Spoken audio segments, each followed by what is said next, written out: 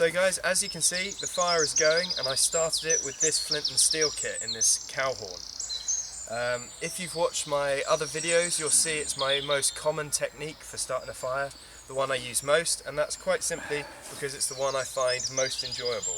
I love the flint and steel as a method of starting fires. I find it so traditional and just so much fun to practice.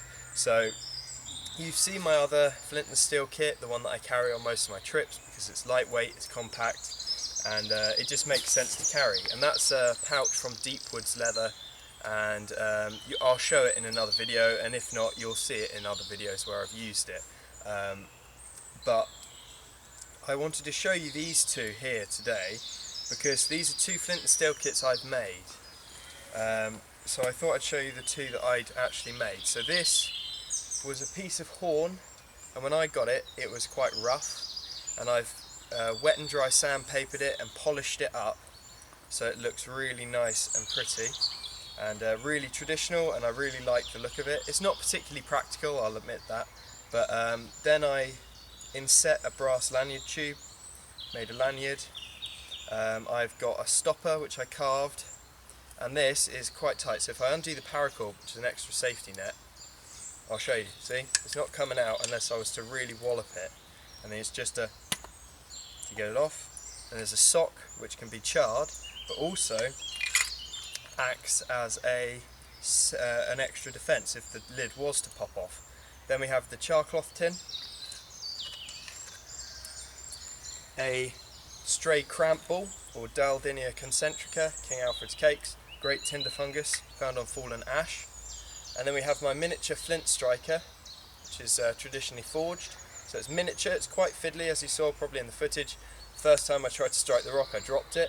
But once you get the feel for it, it's a very useful and practical flint striker. Then I have a roll of birch bark in inner bark fibres, so that's useful to get the fire going. And obviously a couple of pieces of flint. So that worked really well, and as you saw, it gets the fire going just perfectly, and it's very interesting. I've not seen anyone else to have a kit like this. It's a little bit like, I took inspiration from Powderhorns for flintlocks, and I thought, oh, I wonder if I could have a practical use for a container like that, and this is what I came up with. Inspired by the Revenant, actually. I saw the Revenant, thought it was a very good film, and enjoyed the equipment that the trappers were carrying, so I thought I'd make a Revenant inspired kit, which is what this is. So I thought you'd like to see that, and then I'll show you the other kit. So guys, that's the horn one. I'll give you a close-up of it in a minute and lay out its contents so you can have a quick look. This one is a quick leather pouch with a simple stitch on the inside, an antler toggle. It's nice quality leather, and you just open it up, and this is more of a full fire kit really. We have a little miniature kiridashi, and the only reason I carry this is it's a really good fire striker for this fire steel, and it would work for other things if you needed it to as well, but it isn't particularly practical for whittling. In here, in this little wrap of cloth, are the stones, the flint for striking the carbon steel. I wrap them in that so there's no risk of cutting the leather. And also then you have a multi-use item, as you can use the cloth to char if you needed to. Then I have a little bundle of jute twine, a little plait, a little weaved jute twine cord. Again, it's a good bird's nest material. I have some beeswax, and that's useful on bow drill strings. Increases the life of the paracord or whatever cordage you're using for that, and it's good for other things as well, waterproofing and things like that. Then I have my char tin in here, and there's a bit more flint in here as well, and that's got all the char cloth in it. And then I have my striker. Now I really like this striker. This is a medium-sized striker. It's easier to use than the one I used to get my fire going this morning.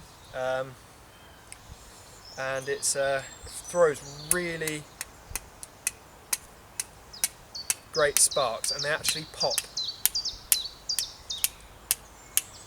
Throws amazing sparks. Love this striker. And the little Kiradashi fire steel striker works with my homemade micarta fire steel really well, and you just, so that's really useful with the neck knife.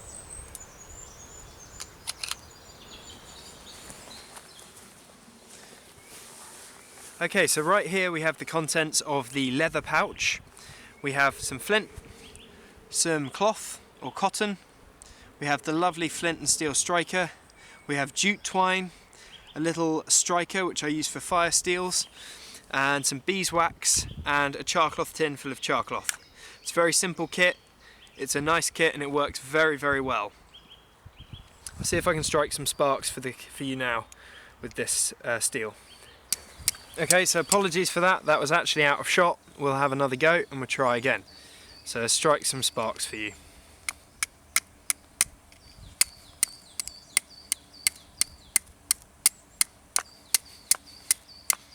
Hopefully you can see that, works really well. Okay guys, so here's the contents of that pouch. We have the bung, we have birch bark wrapped in, I think, sweet chestnut in a bark. Then we have a cotton sock which can be used for charring. We have some charcloth in a tin. Everything has had to be micro, made to be small to fit inside the container. Then we have one cramp ball, which is a useful coal extender. We have the miniature flint striker. It's not the most practical, it's a little bit small, but it does work, as you saw this morning. Then we have a small piece of flint. This is probably flaked off of this larger piece, to be honest. And then we have this larger piece of flint, which I used to get sparks. So I'm going to zoom the camera out and show you the sparks that I get from this steel. So you can see, even though it's small, it still does work. What's that? Flint.